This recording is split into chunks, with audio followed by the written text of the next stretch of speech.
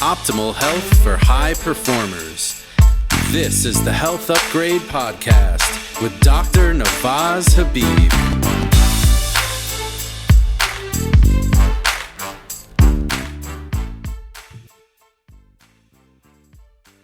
Hi, everyone. Welcome to this episode of the Health Upgrade Podcast. Today, my special guest is Dr. Julia Sen.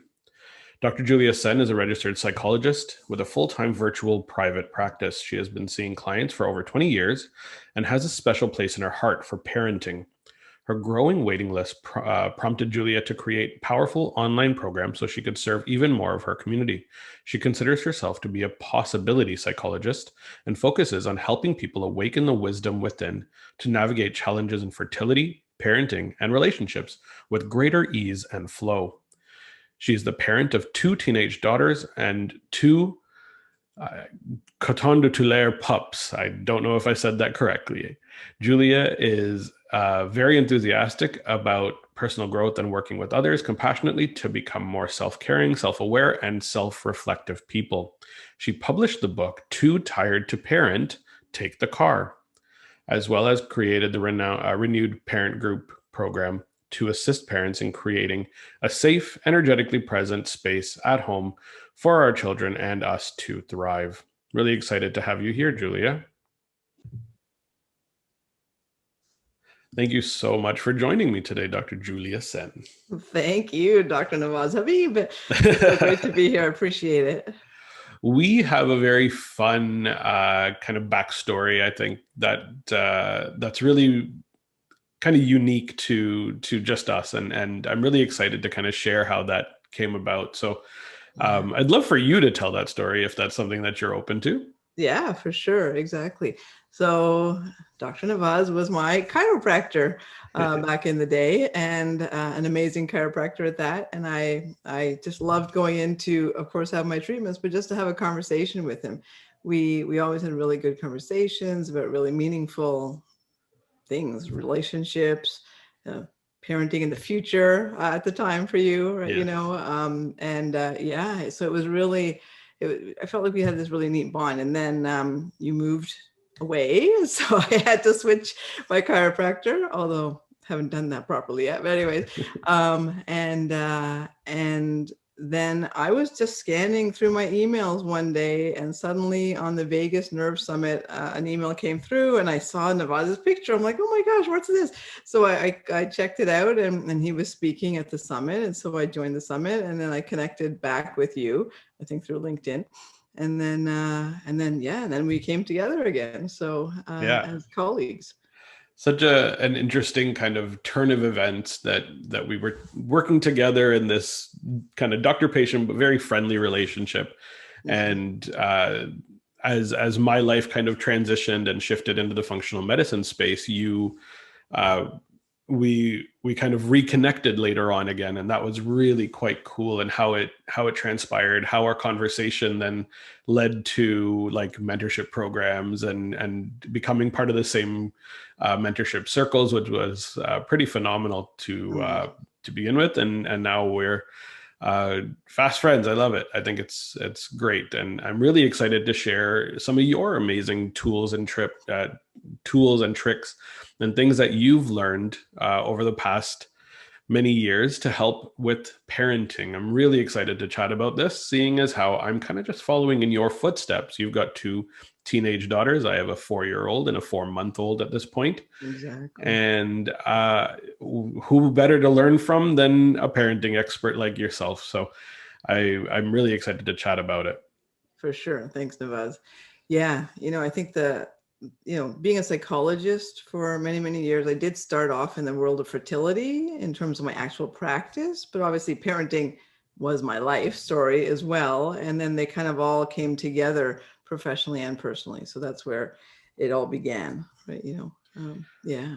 That's awesome. So let's take a little bit of a trip through your journey, I guess, leading from that fertility practice into parenting, and how your journey itself actually led you into becoming an expert in this field. For sure. Yeah. To be perfectly honest, I think that the fertility world, and I'm still in it, and I love supporting, the fertility world. And thankfully, many of my clients have actually turned into parents. So they've naturally continued with me on the journey. So there became sort of this organic uh, pool of people who I work with in terms of parenting. So I never actually recruited or gone out to look for parents, but they've sort of organically, again, come to me. And my own journey, of parenting was sort of recognizing the impact I was having on my children, right?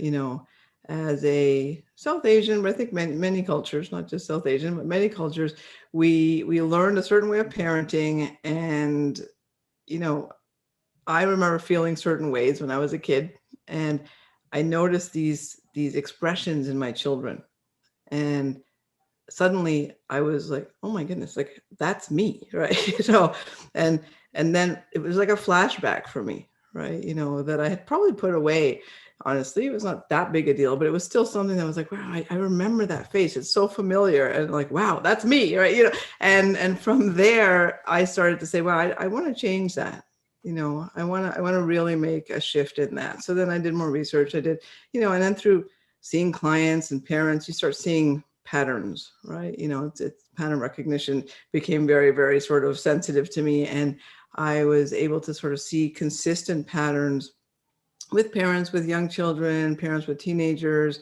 And the consistency was our lack of awareness of the impact that we're having, right, on our kids, and the stress that was causing in the relationship, and then in turn their children's ability or desire to listen to us, which is of course all we want, right? Because we're tired if we just want them to listen. But in fact, if we slow down just a little bit, and did certain exercises and techniques to help us do that, then we can become aware of our impact. And so that's kind of how the journey began. And then I wrote a book about it, and now I do programs as well. So I think it's a great way to kind of transition into this, because I've caught myself, especially when I am tired, making choices and saying things that I don't mean to say, right? I'm not there to be upset with my 4-year-old who doesn't want to put on her school uniform in the morning, or when it's like bedtime and she just wants to rip her toys apart and do whatever she wants to do. You wrote a book called Too Tired to Parent, Take the Car. Let's talk a little bit about the book and the car method. I think that's a really important place to start. For sure. Yeah, absolutely. So yeah, Too Tired to Parent. I think, I gave that title because that was definitely one of the patterns that I saw. If we had the energy, we would exactly do right by them. We would, like you said, we don't wake up going, today I'm going to be difficult with my children. Today I'm going to yell at them. Today I'm going to be, irritable. We don't intend to do any of that. And yet we're tired, and that happens.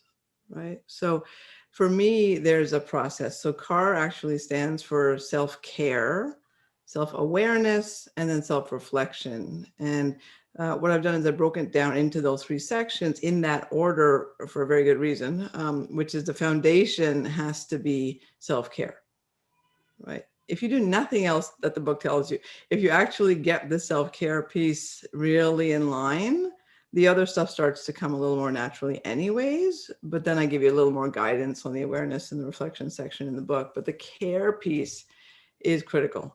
And Nawaz, I know self-care is like the big thing now. Like everybody talks about self-care. It's like, oh gosh, another self-care advocate. Like, well, yeah, because we have to change that. Right. I mean, there's a reason it's such a big buzzword now, is that all the generations before learned self-sacrifice. Yeah. Like that's for parenting 100%, right? It's they come first, everybody else comes first, we're last, and it doesn't actually work. It doesn't pan out. So one thing that I did notice was clients would come in and again, exhausted, right? I thought I could do this. I can't do this anymore, and what ends up happening is I sort of look at it as there's 2 gas tanks. One's like the life gas tank. And the life gas tank is this huge reserve that I feel we were like just given as a blessing when we're born, right? Like this is your big reserve and you can pull on it when you need to, right? And then there's like a daily reserve, right? Like a car. After a while, you have to just go and refill it, right? So the idea is we're supposed to be refilling our car every day, with, again, little techniques, short, little, tiny little boosts. But we don't. We push through till the end of the day. It's like, I gotta just get through the day, just get through it. Then I'm gonna sit back, I'm gonna relax on my couch, and then breathe and watch TV and binge and whatever I do, right? Like that's what ends up happening. But when we're doing that every day, right, we're never refilling. And because of that, we end up drawing on that bigger gas tank that I talked about, that reserve. And by the time you're about like 50, if you've been doing that consistently, 50, 55, sometimes I've seen that 45, that reserve runs out too. Yeah. And then we're in big trouble, right? Because now suddenly I can't cope. I used to be able to do it. I don't know what's going on. So I want, from an earlier age, that daily one to be filled so that the reserve never gets touched, right? Or the odd time when you have no choice, right? Absolutely. So that's kind of the principle behind the beginning of the book. And then again, awareness and reflection come as sort of, that's more about our upbringing in society and the language that we speak and that sort of thing, and being conscious of that. So I'd love to dig into every section a little bit. So why don't we chat a little bit about that self-care, especially from a parenting standpoint? I like to kind of give the example of the savings account being kind of that same larger bank or that larger gas tank that is our life tank. And then the daily is like your checking account. And if you're drawing on the savings account every day, then slowly that savings is going to dwindle. Exactly. Same idea. And so what are some of the things that we can do to make sure that there's enough in the checking account so that we don't have to draw on that savings account on a daily basis? What are some of those more effective self-care tools that that you've noticed in your practice? Totally, yeah. The most effective one, and it's again everywhere now, but it is breathing, right? And yes, we all breathe. I'm breathing right now, but I mean, intentionally, even for just 2 minutes, slowing our breath down. I keep it to a very straightforward breath. I just do a 5-second inhale, 5-second exhale, and I repeat that 10 times, which is enough to start reducing the cortisol, which is our stress hormone, of course, levels, so that doesn't poke holes in the gas tank. Because cortisol, it just loves poking holes, right? And just leaks everywhere. So then our energy is gone. So that the breathing is critical. And I what I do is I assign it twice a day in the beginning, just in the morning when you get up, before you go to bed, as like guaranteed times. And then you can add in more as you go through the day and if you feel like you need it. So absolutely. That's a critical one. Another one that I love is gratitude. So building in, if you can, in the morning in a perfect world, because it releases more dopamine. So for motivation, just doing a quick gratitude check-in, like, what am I grateful for? Simple things, right? Yeah. Your coffee, it doesn't have to be food on the table. It can, of course, be that, but it's really the little things, just to notice and allow yourself to kind of go, wow, this is so nice. Absolutely. Right? Big fan of that, because even in our house, and my wife was the one that prompted it very much, but at dinner time with our 4-year-old, we each ask each other, what are 3 things you're grateful for today? And it's not in the morning. We're not getting that initial dopamine boost, but we're doing that practice and we're teaching that practice to her. And it is kind of that check-in moment for ourselves. What happened today that kind of gives you that positive feeling or that gratitude for how the day has gone, or just even wider. What are 3 things you're grateful for? I said that I was grateful for my plant that grew this year that didn't grow last year. Totally. Outside, right? Things, it can be something so simple, so minimal. But what it does is it draws that positivity. It draws that dopamine, that serotonin feeling, and it essentially allows you to get into that happiness mode and not think about all the negative things that you could shift your mind towards. It's very much a muscle that you start to flex or train in creating that dopamine or serotonergic kind of pattern. Exactly.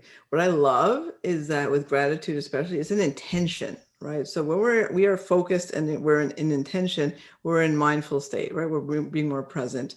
We're really allowing our system to generate all the good neurotransmitters and the chemicals in it so that we can buffer all that negative stuff that's inevitably going to show up, right? So consider that like, yeah, like it's like I don't know, I see it like a bubble. You're putting yourself in this beautiful, like protective bubble by doing this with intention. So that the stuff that comes, it just bounces off of you.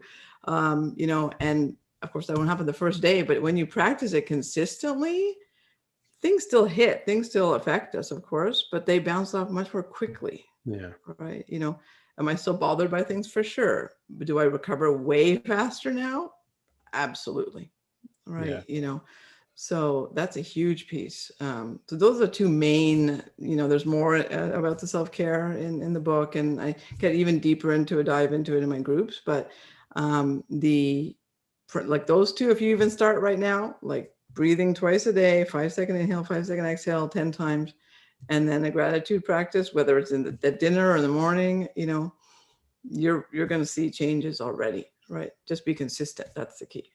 I love it. And previous listeners and my patients, my clients, they'll all know how important the breath truly is in that self-care and in creating that recovery feeling, in creating that parasympathetic activation through the vagus nerve, and how connected the vagus nerve is to the breath. So those two are phenomenal. I love that you've brought those two up. Totally. One thing I will say, though, that I really think is very important for everybody to know is if you can build in a piece of self-care between 3 and 5 p.m. And again, that could just be that breath for 2 minutes. It could be stepping into the bathroom and watching a funny YouTube video, like something to give you a change, just your space. Listen to one song you love, just quickly, right? It will get you through the evening, right? Which is, again, trying to push through, right? So it's like a replenishing in that moment rather than that, I'm going to try and recover at the end of the day. Right? I really like that, particularly because I didn't realize that time, but I do very much now. With 2 kids at home in the evening, one who absolutely hates sleeping between 3 and 7 p.m. and the other one who is just chaos after a long day at school, at daycare. That I've mentioned it to so many people that 3:30 to 7:30 is just absolute chaos in our house. Every house. And that time makes so much sense to me now. And so what I do if I'm picking up my daughter from school is, and it would be really funny if people were watching on the highway to see what was happening, I blast the hardcore rap, like 90s hip hop, all the stuff that I love on the way to school. And then you'll probably listen to Frozen music on the way back. That's hilarious. But that totally kind of jives with that. And I didn't even realize I did that. But that 3 to 5 makes sense because it's preemptively getting you into, I had my moment. Now I can be present with what I need there. I really, really appreciate that. Yeah, for sure. Absolutely. Let's talk a little bit about the next section there. So we've talked about self-care and self-care being super, super important and that foundational tool. So none of this can even be built out unless you do that self-care piece effectively. Exactly. But if we can talk about the awareness section, let's get into there. Totally. So the awareness section is all about, one, what is my impact? Like, so noticing. Right. And again, if I'm not present, I can't notice what's going on for my child. Right. Like it was the impact that I had on my child was not because she told me, right, that, hey, I don't like what you're doing. Right? They don't often say that when they're little, right? They do later. But I wanted to nip it in the bud when they were little. And so when I noticed, there was just a change in her eyes, specifically my older daughter. And I'm like, what just happened? And it just, you could see it was like a guilt, shame kind of face, right? And that is not a good face to have on. That is not a good feeling to have, right? Guilt and shame are truly the lowest vibrational levels. If you look at Dr. David Hawkins' work and levels of consciousness, I mean, it's remarkable work. And that's like being stuck in the mud, right? So there's no chance for learning. There's no chance for guidance. There's no chance for anything in that space. So that's the first piece, me being able to notice what's going on outside. The second part is noticing how I've been affected. Like our parents, they did what they could. They had zero resources like we do today, right? So they just continued the pattern, right? And the pattern was really, you should not talk. You should just sit and listen. You must obey me. There's a lot of, respect goes one way, meaning child respects adult. And those are just the way it was. And the point is that we recognize now that it wasn't all that helpful. But I'm not blaming anybody because, again, they didn't have resources. There was nowhere to compare, right? To go, what, you're feeling this too? There was none of that. So I want to get away from this idea that I'm blaming anybody. Like I'm not. I'm just explaining that it still wasn't helpful. Yeah. Right. So knowing what the effects were. So slowing ourselves down to go, yeah, what was it like for me, right, as a kid? What did I actually feel? What was the impact of what that did to me? Did it help me become more confident, or did it actually make me doubt myself? Right. Did I feel punished, or did I feel, like, wow, I can learn from this mistake. Right. These are all things to kind of ask yourself, because what we want to be doing with our kids now is growth. Right. So that they can see that, okay, it's okay, that happened. It's not the best thing. And let's figure out how to help that. Right. So that shift can happen. Yeah. Right. Like in my perfect world, Navaz, I will eliminate my job as a psychologist. Right. Yeah, like that. absolutely. No one will need me, unless they want to do more personal growth. That's cool. But otherwise, for getting away from sadness, or getting away from trauma, getting away from all like that, I would like to eliminate, so that we can all be in healed spaces, and our children don't need to do this same work. I really appreciate that, because it almost preempts that third reflection kind of area, and it's actually self-reflection, and actually focuses as well in the self-care piece, I believe, as well. But it's looking back at your own childhood. What were the feelings that you had? And you kind of brought this up, but the emotions are so important to understand and to talk through. And that's something that we didn't do when we were younger. We weren't taught to experience the emotion, think about why it happened, and reflect on it.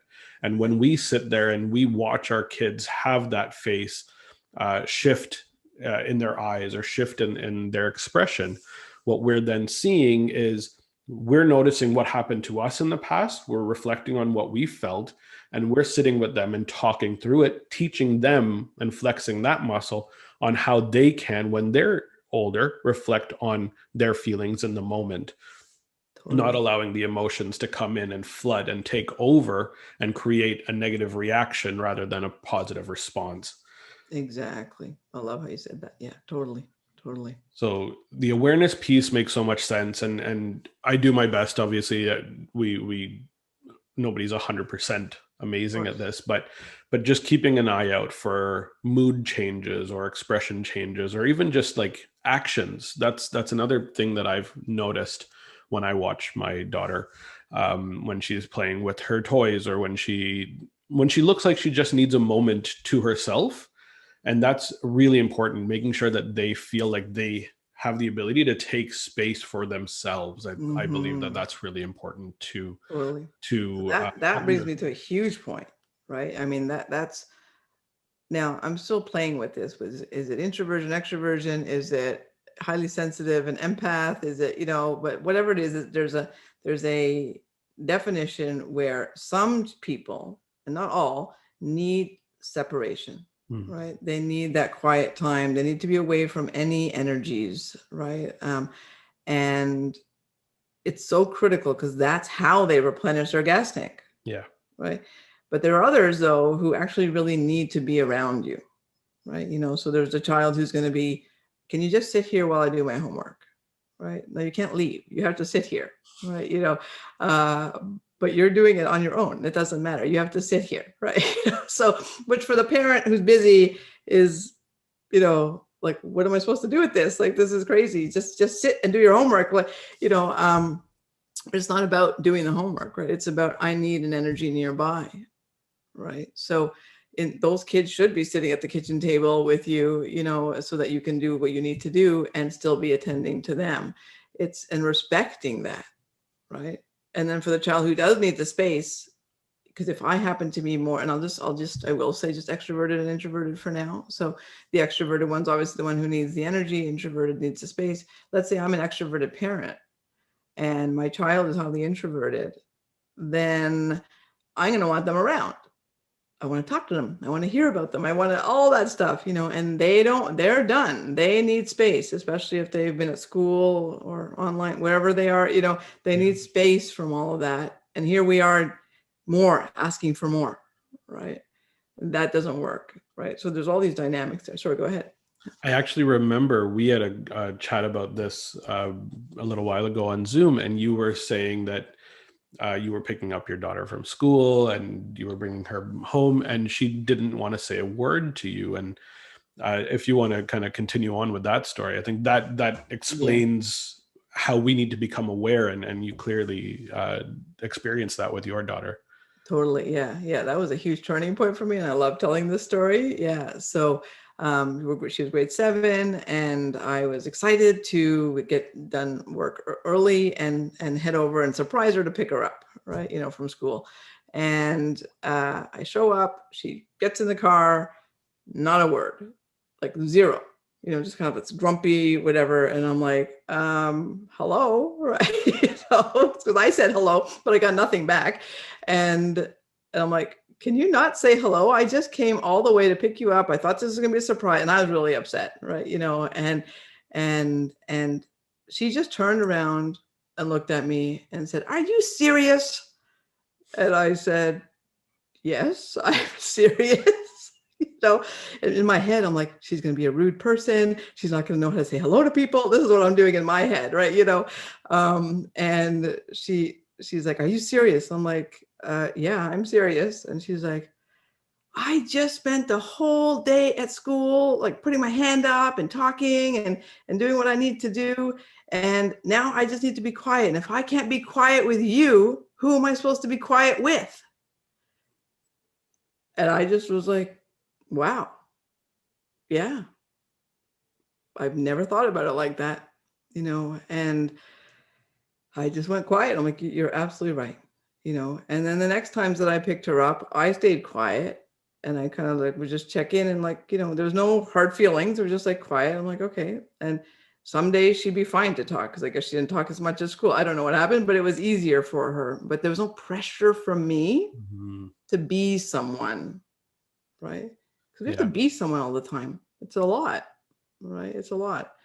So yeah, so I love that story. That one, it stuck out in my mind. And so for the awareness piece, that makes so much sense because we may want to impose our energy or kind of the feeling that we want on the situation with our kid. But at the end of it, they need to also have their space, and we need to honor the space that they want to be in. And as a parent, it's on us to honor them greater than friends or whoever else at school or wherever else they are. And so for me, like at 4 years old, I'm watching with my daughter that there are times when she loves being around people. She loves having her grandparents come and visit her. And then there's times when she's just like, leave me alone. And I need to be in my space by myself.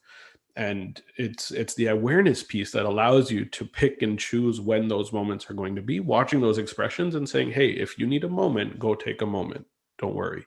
And you go play by yourself where you need it. And you're right. There's no real label to this. And there's, I imagine, moments both with extroverts or introverts where the opposite is necessary. That opposite energy is required, just based on situations, right? If they're at school and they're putting up their hand and they're talking a lot, it's very different than I'm at home, I can chill out. I need that quiet space to reflect and think on my own. So exactly.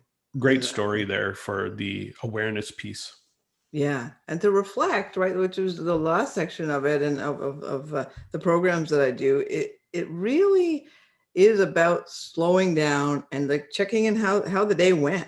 Right? Were there moments where I missed something? Were there moments of chaos, or were there moments where I was irritable, and what was going on for me? It's just a slowing down and being aware so that I can replay. Well, how else could I have done that? Right. So like Olympians kind of visualize their outcome, we can visualize a better outcome in the evening or in the morning, whenever we want, when we have some time to just, sit and think about it for a few minutes, we can visualize a better outcome. Absolutely. Right? So the idea is not to get self-critical, right? Mm-hmm. Self-compassion is critical to parenting, not self-criticism. So it's, hey, wow, that didn't go well today. Right. And what could I have done differently? Right. So that could go well. And then you visualize that change, and then the brain starts to become familiar with that, and then it'll act it out at some point.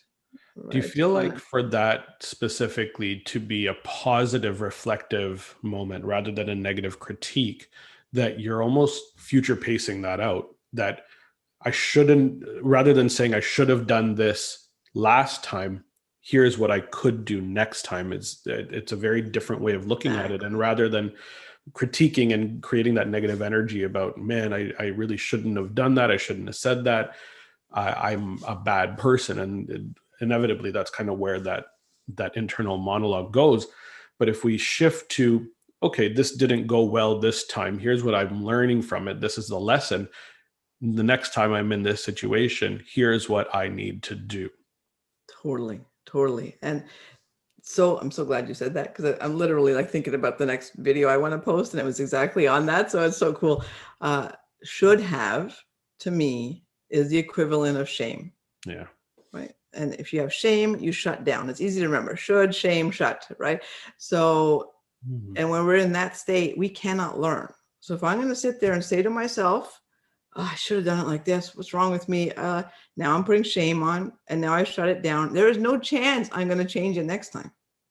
I'm going to do it again, because that's what I know for whatever reasons. And that could be from social, whatever it is, it doesn't matter. Beating myself up over it is not helpful. Right. Now, if we do it the way you said, right, okay, let's see. Oh, wow, that didn't go so well. Let me see what I could do otherwise. All right, let me visualize it now. Okay, so now I am, like you said, future pacing. And then ultimately the brain will be like, yeah, I know that. And it's going to follow it through. So that's huge. And it goes the exact same for our children. Yeah. So why didn't you? How come you didn't? You should have done that. Well, all that kind of language that shuts them down in shame or guilt, and no learning occurs. It's almost like, rather than that visualization that you talked about, I love that idea, and how like pianists are visualizing their practice, and there's a lot of research on this. Even just visualization of a practice builds those neural connections. It creates that neuroplasticity. And that happens both in a negative and positive way. If we constantly are looking back at what we should have done or could have done in those past scenarios, then we're actually creating a neuroplastic negative feedback loop focused on the negativity and shaming ourselves and creating that negative vibrational energy, being in that state where we can't learn. Where if we visualize, okay, this didn't work, what could I have done differently, and how can I focus that into the future, and visualize that happening again, then you're creating this new neural pathway that's focused in positivity, and it's purely based in learning and doing better next time. Exactly. So great. Yeah, totally amazing. I love the brain links. Yeah. And there's one group in the middle, like as you were talking, I'm like, oh yeah, there's one pattern that I've also seen. So there's obviously the ones who, should themselves and really hurt themselves and block learning. There's definitely the proactive, hey, let me make these changes. But then there's actually one who's just like, oh yeah, I could have done that. Oh, well, what are you going to do? And then there's no change. And then it just keeps repeating again and again and again, which is where that's the awareness piece to me, that the awareness doesn't somehow follow through to, well, maybe that's not good, and maybe I can do something about it. Right. So there's a helplessness construct in those parents that we need to help them actually recognize they can help themselves. Right. But there's something there that makes them think, so what are you going to, oh, well, yeah, I know it wasn't great. Oh, yeah. And, oh, well. You'll notice my eyes are kind of shifting off because I'm thinking about multiple people that are in that helplessness phase. And it's Mm-hmm. not just in the parenting space, although I imagine very heavily something that you see from time to time, even with me, right? With patients or clients that are like, oh, well, what am I going to do about it? No big deal. Like, I can't change this. It's succumbing to the circumstances rather than stating, yeah, I can change them. I have full responsibility over my actions and my That's right. choices. That's right. And you know what? Again, they come by it naturally because in the past generations, they didn't have the resources to make these changes. But it really was, what are you going to do? I mean, I don't know what to do. Like, there's nothing to do. So some people stayed with that, right? You know, and if they were parented with that, then they stayed believing that they're helpless, right? You know, and then it gets passed on and on and on. So Absolutely. here though we get some more comparisons. So the idea is that we can actually do things now where we couldn't before. We can now. I really love this. The CAR method, so simple, the self-care, the awareness, the reflection. It's so simple, and yet like in practice, in those moments where it's really required, very difficult to kind of relearn or to do. That said, if you do it pretty regularly, I imagine it becomes habitual and it becomes something that you are able to instill then as patterns for your kids. And I'd love to talk a little bit about how kids learn from us. Are they kind of more focused on what we say or how we act, or where do they tend to put their attention? And obviously all kids are going to be a little different, but what are some of the patterns you've noticed there? Totally. Yeah. So to your point, it is a very, even though it is simple, it is difficult to get things started. So self-compassion honestly is critical, and so is humor. Like, laugh at yourself as you're doing this. Like, it's so important to kind of go, wow, I just did that again, didn't I? But in a humorous way, right? You know, that just lightens it a little bit, you know, because otherwise learning doesn't occur. And that feeds into what you're saying. So learning, things need to be lighter for learning, right? Things need to be like, yeah, okay, mistakes happen, you know, yeah, that's frustrating, I get it, you know, and let's see what we can do next time, right? These are the messages we want to be giving them. But the tone, so you're asking what do they focus on? It's the tone. Mm, Kids are highly sensitive because of attachment needs and everything. They're highly sensitive to our tones. Our words matter, but if I say the same thing, like, you know, oh, Navaz, why did you do that? Right? You hear the tone? Oh, Navaz, you know, why did you do that? Right? That's a curious thing. Like, I mhm. don't get it. Like, what happened there? Right? You know, and it opens the dialogue up with the child rather than shuts them down with that shaming tone. Right? So, That's awesome. And yeah, it makes a lot of sense because the words matter, but the frequency at which they're being stated, or the tone, as you stated, that makes so much sense. And they definitely connect with that because it's the energy that you're exuding in the moment, right? exactly. And kids, again, they can't handle feeling shame or guilt from caregivers because, I mean, it literally sends them into a bit of an attachment panic as well. Because if from the back in the day, if my caregiver didn't love me or show me that kind of, you know, attention and support, then what if they kick me out and I'm out of the tribe, so to speak, and then I'm in real trouble, like a threat comes into play, right? You know, so even though we know we're not kicking them out, that's not the point. Like, Yeah. they don't know And that actually. it's that lizard brain kind of, uh, Exactly. yeah, we need to belong to something, that feeling of needing to be included. Exactly. So that's a critical piece, right? That what you just said, needing to feel included and belong. So home has to be that safe space. This is our tribe now. We don't have the old, like, where there's tons of people and we're all in this huge tribe together, right? It's not a collective that way. So our home, it needs to be that safe space. So back to the introvert, extrovert, whoever they are, creating that safe space for them. Um, and in order to do that, it has to be a safe space for me too, right? Which is why my self-care does matter. Yeah. Right? My partner's self-care does matter if I have one.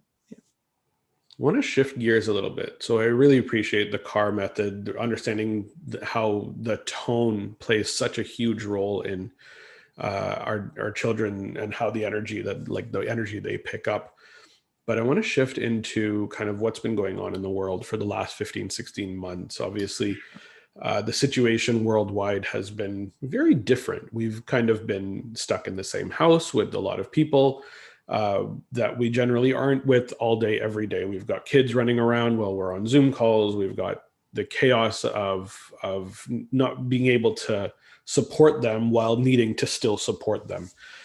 And as we slowly kind of get back to some level of normalcy, hopefully over the next few months, unless you live in Ontario, of course. Yeah. Let's talk about kind of what were some of the challenges you noticed people going through during the last few months from a parenting perspective, and some strategies on how we could make sure that we could optimize our way out. Yeah, for sure. So this is so new for everybody, including us. I mean, as a professional, this is a whole new world. Like there's no research on this or anything. So we're, pulling on what we know, but what we are pulling on is connection a lot. So the most popular struggle, if you want to call it that, right now has been online school with a young child and the parent working. Like that kind of really can't happen. Like it's not a realistic scenario. Yeah. So nothing about that is good, right? Nothing about that would make sense to keep in the future, right? So it really, again, that self-compassion piece and really bringing that up, like really recognizing that I need to be kind to myself here, that this is not easy, right? It's not easy for me. It's not easy for the child. No one appreciates this and we have to do it, right? So that's the first step, is really, really increasing self-compassion. So kind voice, right? And the best way to activate that kind voice is to say, hey, Nevada, if you came and told me the same story, how would I treat you, right? Would I say, well, suck it up, Nevada, what are you going to do? Like, I'm not going to, I'm going to actually be, wow, Nevada, that sounds like a lot, right?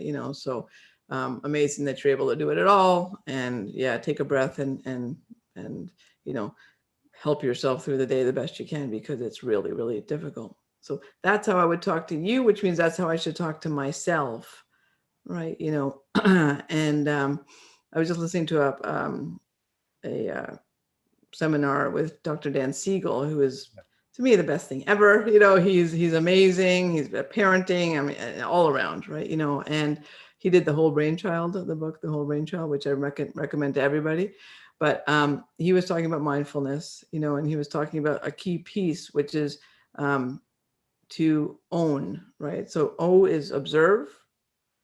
Then, so observe what's happening in the moment, then sort of step back and witness it, and then narrate, right? So if you can narrate it, so if you observe, wow, this is occurring right now. I'm yelling at my child because she's come and disturbed me for the 20th time while I'm in the middle of a meeting, and because she can't figure out how to get back on her class, right? Which is a very common scenario. So I'm going to observe that. Wow, this is happening. This is not good, right? Then I'm going to step out a little bit, like a bird's eye view a little bit, and witness, right?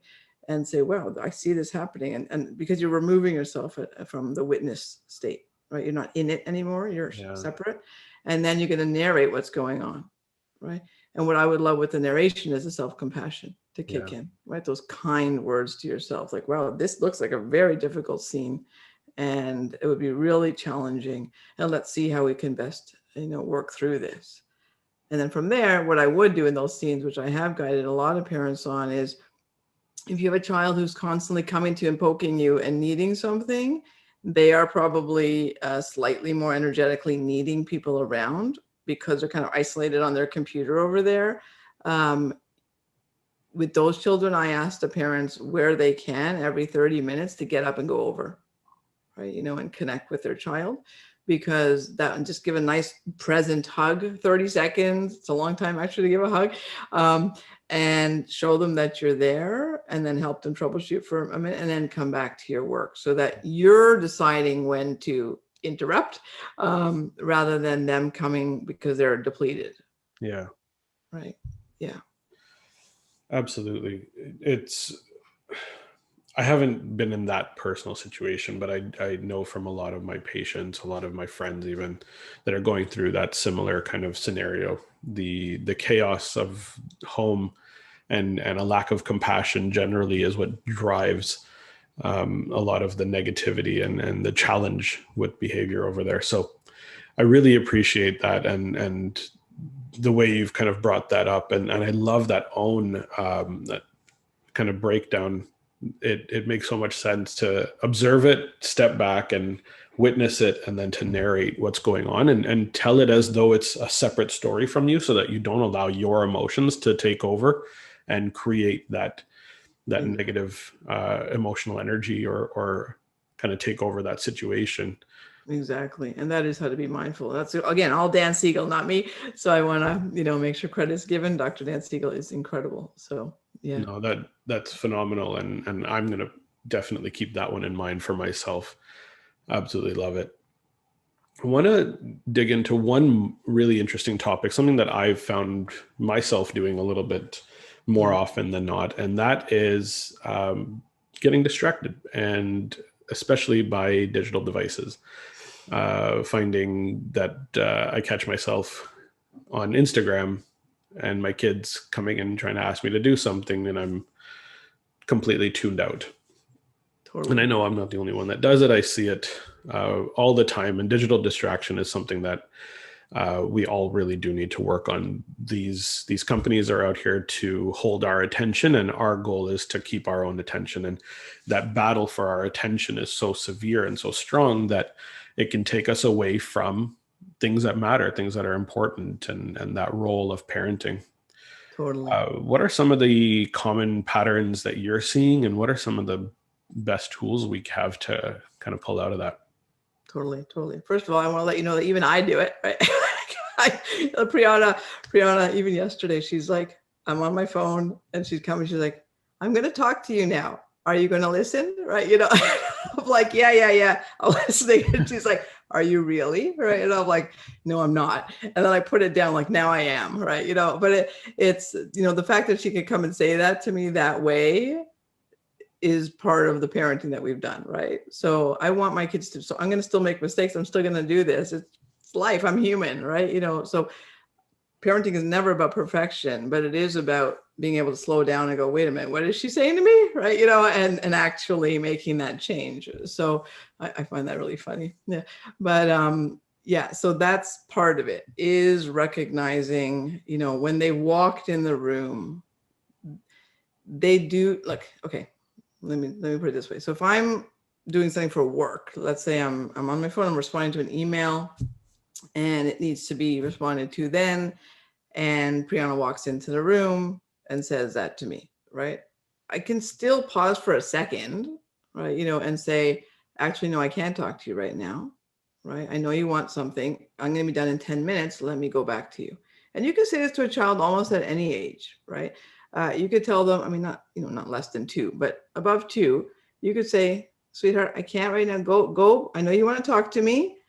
Go sit and, play over there, or watch this, or give them something else. And then I'll be there in a minute, right? And give them a bit of a timeline so that you can give them what to expect, right? But if it's Instagram, yeah, put it down, right? Like that's the part where we have to train ourselves to actually tolerate that distress of putting it down. And then asking the child, because don't forget, when the child is coming to us, we're like, oh no, what are they going to ask? We just needed zone out time. That's why I was on Instagram, right? And now this child is coming asking me something. So if you're taking that truly as your self-care time, you can do what I said, like with the email for work too. Just be conscious of how long you're spending, because I don't actually believe being on Instagram doing this is self-care. That's just sort of passing some time in a zoned out kind of way. That's fine, but it's not replenished. It's not really going to the gas station. Yeah. Right. Interesting. So, yeah, it's fine. It's sort of neutral, but it's not going to make you feel better after. Actually, I feel worse when I've done that for 10 minutes. I'm like, oh my God, why does my brain feel fried? I'm like, oh no, that's why I got caught on that again. like, so as interesting as it may seem, and even, there's some beautiful messages that you get on social media without question. There's great use for social media. I've nothing against it. It's just a degree in the amount that we are doing that's a problem. I completely agree with that. I just read the book Digital Minimalism by Cal Newport, and just resonated so much with what he was trying to explain there, that when we are a single person who wants to try to hold our attention on things that we believe are going to be beneficial to us. And we've almost been brainwashed into feeling like self-care to be on Instagram, where in reality, it truly is not. We are sending our attention to something else entirely. And we aren't focused on things that are pulling us towards where we want to be. Right. And it's like, if you have to be on Instagram or Facebook or whatever social media for work, then it's going to be traction. It's going to be pulling you in the direction where you want to go or towards a goal. But oftentimes when it's that zone out moment, it's just distraction. It's the opposite of where we want to go. And we don't realize it. And we say this is self-care, this is me time. But really, is it you time? Because you're not thinking about things yourself. You're focusing your attention elsewhere. And so I'll be chatting a lot about that, not just on the podcast, but with people as well, in the inner circle at Health Upgraded as well. Yeah, definitely, which is amazing. With that, I'm curious, do you know, because I can imagine going through, because there's so many different stories and topics, right? There's not like Instagram has one story. You're going from this to that, to health, to mindset, to what, and again, they're all good messages, but to me, that's so jarring. Yeah. That when we're training our brains for anything, it's like one thing, right? So and those neurons fire together and then they wire together, as we know. But if they're not firing together, because it feels like they're like moving all over the brain, like, okay, fire here, no, fire here, no, fire here now. So I would think that's why my brain feels fried after, because I'm not creating any smooth. Yeah, it's basically these acute dopamine eruptions happening all over the place. And there's so much attention going to, what did I learn? What did I learn? This is something new. It's cool. It's very cool. And then at the end of it, you're like, man, I didn't actually build out a neural connection. I didn't actually learn anything new. And that's where that frying feeling really comes from, is it's actually been proven that the upward scroll of Instagram and Facebook on our phones it causes eyes to go up and down. And that's actually driving the dopamine response. And when we are constantly giving ourselves that acute dopamine push, we're essentially going into this zone of reward. And that's where our brains are tuning out. And it's really interesting, kind of the idea of pulling away from that is more of that distraction, or pulling out of that distraction into a zone where that isn't happening so much. You don't get those dopamine bursts. But when we are able to sit with ourselves for a period of time, to get into the breath, to get into that gratitude practice, to think with our own brains, we're actually able to traction out or create new neural connections and new neural pathways. And that's where self-growth and self-care truly happen, is when you can sit and think for yourself rather than have this thing go off and just create these dopamine rushes. And I'm not here to say that I'm perfect either, right? I catch myself doing it all the time. But when we have intent and we have a positive intention on how to create these things forward and to move forward, we learn that we're going to be better when we think for ourselves and we are doing our own internal thought. And the breath is the strongest way to bring ourselves back to ourselves rather than being off. We'll often find if I think there's been a couple of studies on this, but as you're scrolling Instagram, your breath changes and it becomes very shallow. It becomes almost sympathetic in its pattern. And so it drives this fear response. It drives that fight or flight response rather than being a very calming rest, digest, recovery-based response. Amazing.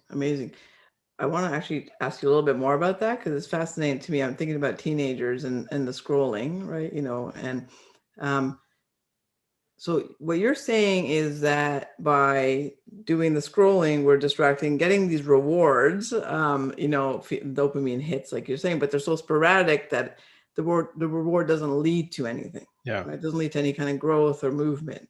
Right. Yeah. So it's just random rewards. Now, a kid might say, I just like getting random rewards. It's a nice feeling. Yeah. Right? Especially it's better than what I get out there when I leave my phone if my home is in a safe space. Yeah. Right? Because if I'm going to be thrown into tasks and demands and homework and, yelled at to some degree or constantly told what to do, I'd rather be in here getting rewards. Right. So, yeah, go ahead. How do you chat about that? How do you explain that those random dopamine rushes are not linked to something that you've accomplished, right? You can ask any entrepreneur, you can ask any person who's accomplished anything really positive. The biggest dopamine surge that you'll ever get is when you accomplish something on your own. When you've put the effort in, when you've done the hard work to create that amazing. Like, for example, I can't tell you, but I remember the moment I unpacked my book and looked at it for the first time and said, holy crap, that's my name on the front. I did this. I put in months and months and months of work to make this thing happen. And now it's a tangible tool that people are learning from and using. And I constantly get this positive reinforcement from people that have read it saying, this was amazing. Thank you for doing this. I want to translate it into Korean. I got a message the other day. It was crazy. Yeah. I'm just going to interrupt you there. I have read it. It's excellent. So I have used it too. So yes, definitely. I appreciate that. It's when the dopamine is linked to an accomplishment that you are doing yourself, it's greater than anything else. And so what we're doing is we're either training ourselves to have those constant, minuscule, tiny dopamine surges. And then when we don't have them, when we're outside, we crave it further. And it links that loop back to wanting it more and more. Exactly. So that's that. But when it's not linked to accomplishment, at the end of it, you're like, crap, I wasted so much time. I lost this. I lost my attention. I wasn't able to be present. And what did I accomplish by scrolling Instagram? I know somebody had a kid and this person bought a new car. Like nothing new truly came of it. Nothing changed in my life for the better. And when we can kind of teach our kids, I guess, about that, and I haven't obviously had the opportunity to get there yet, but my intention is to do that.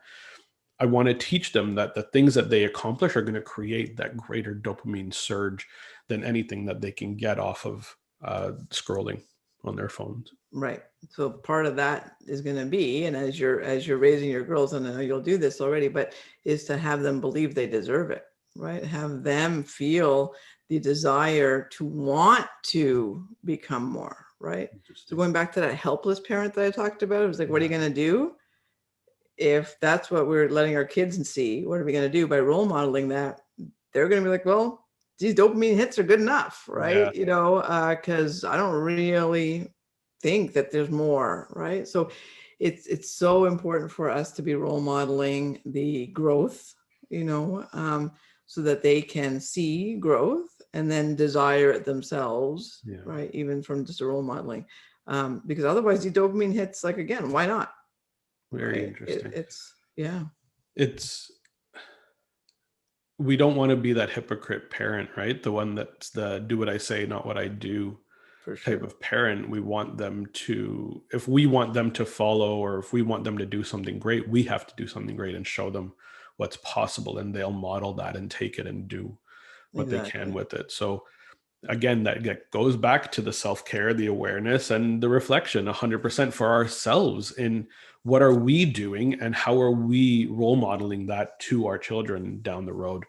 Exactly. And connecting, right? I'm just going to throw that in because some people go the other extreme and they're always off on a retreat and they're never, really around for their kids. And so it's a balance of, I'm going to role model, I'm going to show, and I'm going to make sure I'm creating space to connect with my children And again, if it's a more introverted child, then when they want to connect, right? If it's an extroverted child, then making sure that I'm available to them. Yeah.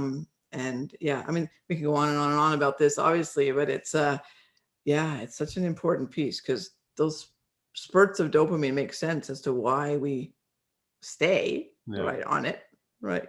It's the same idea with sugar, right? Like we create that dopamine surge by having a candy bar or having a lollipop or whatever it is. And then you're like, oh, I want that. I want that. It's almost like that hit that you're looking for every so often. And when we create that dopaminergic reaction that's so minuscule, but it's that rewarding feeling that comes from it, we're then looking for what's the next hit. When can I get my next hit? And it's very addictive behavior, rather than it being, what am I moving towards? And that can still be a dopaminergic kind of focus, but it's, what am I accomplishing linked to the dopamine? Totally. So that's why celebrating our small wins is so important, because it's the same as having a chocolate bar, right? Exactly right. And that's how you build out positive, tiny habits. You celebrate those small wins. This is BJ Fogg stuff, where you stack habits on top of each other. And even if you forget to do it, but you remember later on, you still celebrate that, because that positive reminder creates that dopamine surge, and that links a new neural connection, and it strengthens that neural connection internally. Amazing. Yeah. Amazing. So critical. Yeah. I love that we can link together so many books in one conversation. Yeah, exactly. Exactly. It's awesome. What an awesome conversation today. Yeah. I absolutely love this. I got so much out of it. Me too. And I'm going to be taking a lot from this and sharing it with everybody that I can, and implementing a lot of it upstairs as well. So awesome. Thank you so much for joining. Excellent. So thank you. For anybody who's interested in finding out more about you, about your programs, your book, where can they find you? Where can they learn more? Yeah, so they can just go to my website, drjuliasen.com. So drjuliasen.com. And then I also started a YouTube channel, so you can look me up there and subscribe and get notifications, and I'll be posting pretty regularly there now. So and I'll be running the next round of my groups and programs starting in September. So we can be looking out for that. And of course, the book's always available on Amazon, so it's there. But wonderful. Yeah. Thank you so much for this conversation, for doing what you do, for sharing this amazingness with the world. And I'm honored to be a part of your journey and to help you grow, and to have this fun, amazing relationship that we've had built out over the last almost decade. Crazy enough. Exactly. Well, the feeling is totally mutual. Thank you so much for having me on this. This was amazing. I loved the conversation. I love it. Thank you so much. Excellent. Thanks, Navaz.